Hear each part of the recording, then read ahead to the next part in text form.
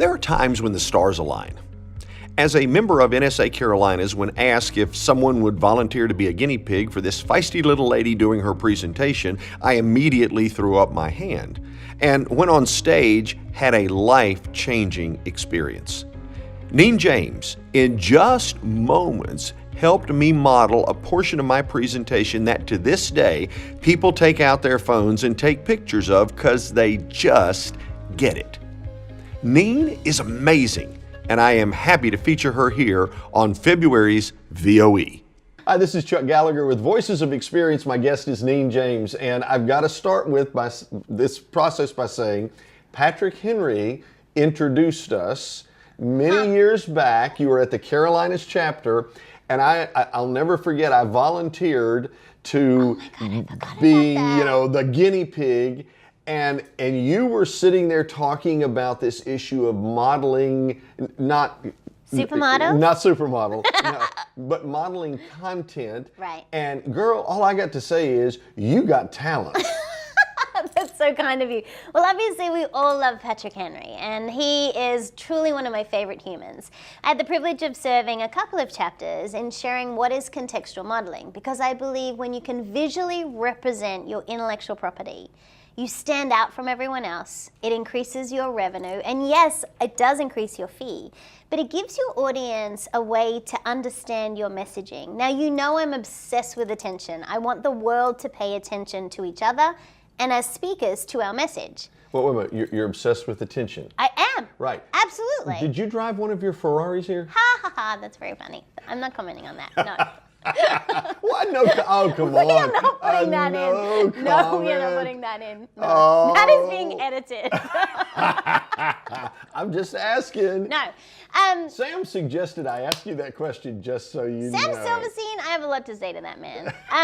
Back to models, when you and I met, what I think is interesting for speakers is that models will capture your unique intelligence in a way that no one else can. So think about it, big consulting firms, when you hire a big consulting firm, what you're hiring them for is often that they need to unpack and explain the model to you that they have done through many organizations, right? Sure. Think about Stephen Covey. He had the model first things first. It's a quadrant model. Think about the food industry. They have the food pyramid. Whether you believe it or not is irrelevant. They have commercialized their intellectual property through a shape. Right. And so we as speakers have a responsibility, make it easy for our audiences to pay attention to our message. And I believe contextual models is a great way to get attention for the message we want to share with the world. You know, Neen, and this is not about me, it's about you and your skill. I have a contextual model, and I talk about need, opportunity, and rationalization. Right. And when need gets overblown, it impacts that.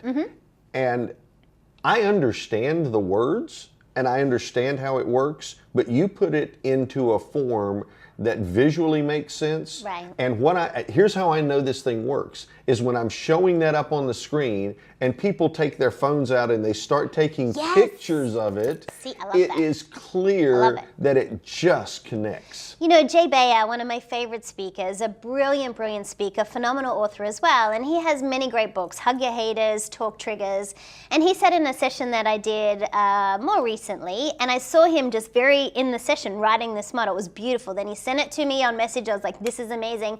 2 days later, he delivered that model, and he watched as his audience all of a sudden resonated even deeper.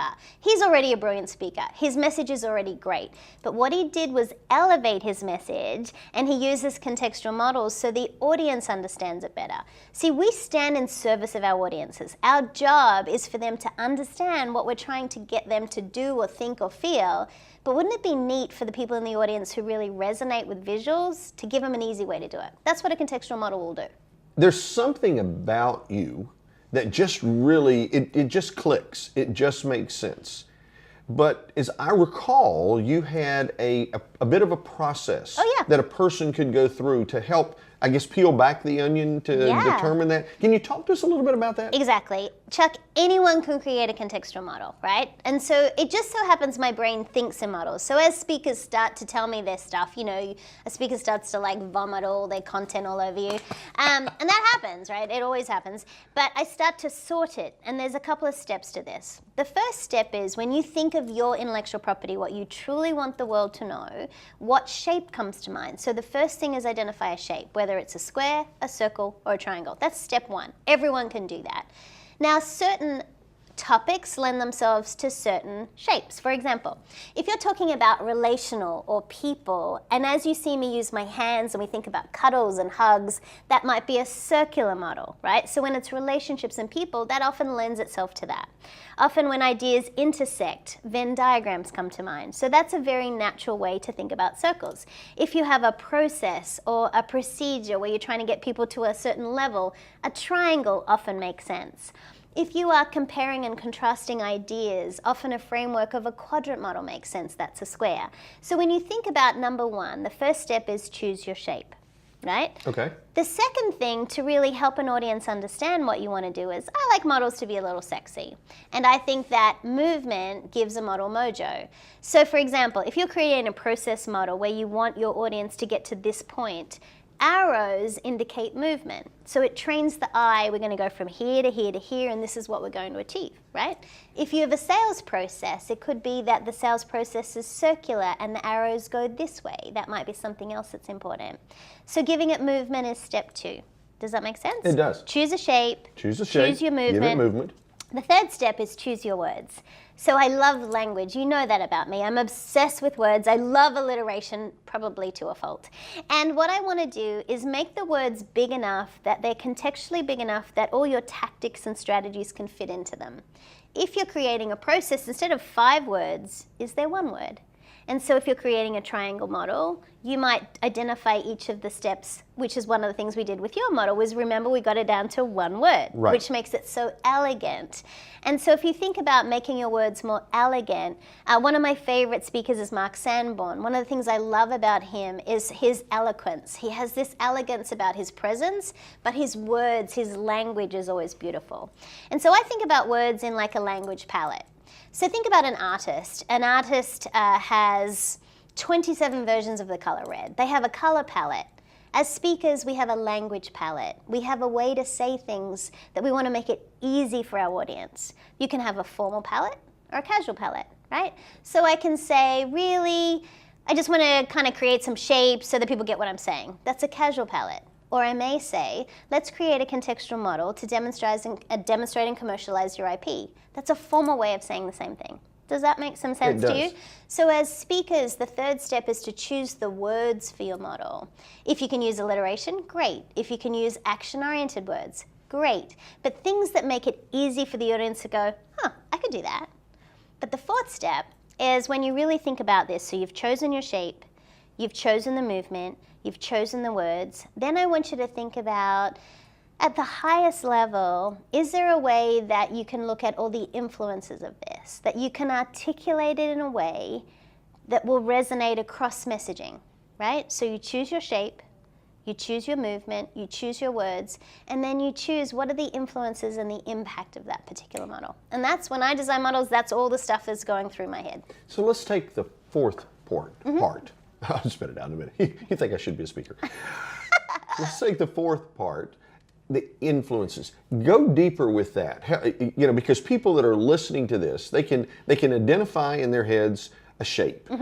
They can see, just by your language, creating arrows that creates movement. Yep. They can understand the difference between formal and informal wording. Yes. But the influencing side, if someone's listening, take me there so I get that. Sure. So think about, one of the models that I have is a folding time model. And folding time is basically a Venn diagram. But what I've done is I have started to name the intersections of a Venn diagram. So if you think of circles intersecting, often in school we were just taught that little middle intersection. That was the most important point. Remember that? Right, absolutely. And everything points to the center. Right. But what if you elevated that and you started to name the intersections between all of the circles? Okay. And you started to look at, well, what's influencing that? Right? Okay. So in my folding time model, that's one of the things that I do. If I look at my attention pays model for my latest body of work, that is all, it's also circular, surprise, because the ideas are very circular. It's about personally, professionally, and globally, how do we pay attention in the world, what do we pay attention to, and who do we pay attention to?